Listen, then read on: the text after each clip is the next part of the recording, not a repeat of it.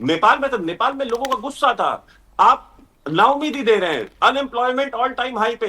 एक एक नौकरी के लिए आप सोचिए कि बाहर जाने के लिए जो पासपोर्ट बनवाने के लिए लाइन थी, वो 50-50 हजार लोग लाइन लगा रहे थे पासपोर्ट बनवाने के लिए। ठीक। और उसके बाद भी अगर आप ये कहते हैं कि नहीं हम नेपाल, आप मुझे बताइए कि आपके यहाँ तो पासपोर्ट तो ऑनलाइन है, आप ऑनलाइन आज अप्लाई करते हैं, कल जाकर के फोटो खिंचाते हैं, एक हफ्ते के अंदर आपको पासपोर्ट मिल जाता है। आप नेपाल से कंपेयर कर रहे हैं जहां पासपोर्ट तक के लिए रिश्वत ली जा रही है। हाँ। आप इस तरह का उदाहरण दें। और देखिए, भारत के विपक्ष को एक जिम्मेदार विपक्ष का रोल प्ले करना चाहिए।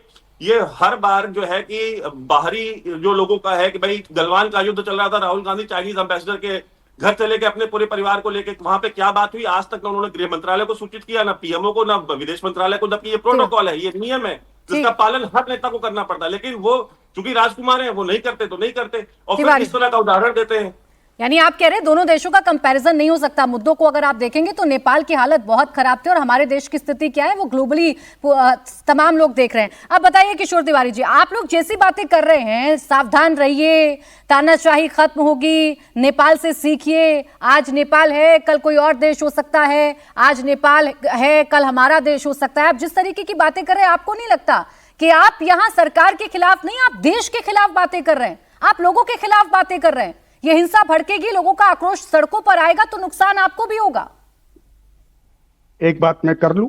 वहां करिए ना, आप ही से पूछा। जिस प्रकार से पाकिस्तान, श्रीलंका, बांग्लादेश, बर्मा और अब नेपाल को अस्थिर किया गया, और अफगानिस्तान भी ले लो, तो वैभव मैं बताना चाहता हूं कि ये क्या एक डीप स्टेट की साजिश तो नहीं?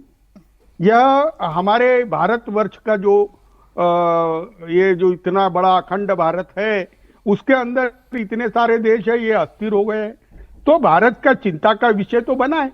और ऊपर से मैं एक बहुत प्रमुख बात करता हूं कि पूरी दुनिया में सनातन धर्म को जपने वाला एक ही नेपाल है, तो भारत के इंटरवेंशन की बहुत जरूरत है, और उस पर कोई बात नहीं हो नहीं, भारत नहीं इंटरफेयर करे प्लीज, हाथ जोड़ के मत ये फॉरेन पॉलिसी चला। अरे तहसीन एक बात मैं करना चाहता हूं, नेपाल का इंटरनल मैटर है, भारत उनके साथ है, उनके यूथ के साथ है, भारत इंटरफियर नहीं कर सकता।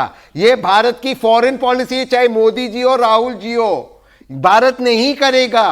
अब बताइए तिवारी जी, कैसे भारत करेगा इंटरफेरेंस? हम कह रहे हैं थोड़ा सा ऐसे फॉल्स इंफॉर्मेशन, देखिए आपके साथी हैं तहसीन जी, यहाँ मेरा कुछ नहीं है। अब बताइए तिवारी, ऐसी फॉल्स इंफॉर्मेशन को लेकर, ऐसी फॉल्स इंफॉर्मेशन को लेकर क्या विपक्ष जनता में आक्रोश पैदा करना चाह रहा है, सड़कों पर लाना चाह रहा है? जल्दी तिवारी जी। नहीं आर्यवस्थी नहीं, अरे नहीं, ये हिंदू सब हिंदू सरकार है, हिंदू पार्टी की सरकार है, तो मैं कह रहा हूं कि एक हिंदू देश है जिसका अस्तित्व ही खतरे में आ रहा है। कहीं चाइना या अमेरिका वहां पे पावर न कह क्या रहे हैं तिवारी जी, यही तो मुश्किल है ना।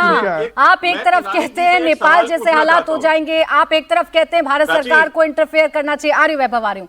आप कहना क्या चाह रहे हैं सर? आप कहना क्या चाह रहे हैं? आप आपदा में अवसर तो ढूंढ रहे हैं, लेकिन अवसर क्या है यही नहीं पता आपको। कौन सा अवसर चाह रहे हैं आप, यही नहीं पता आपको। वैभव छोटा सा, फिर आर्यवस्थी जी।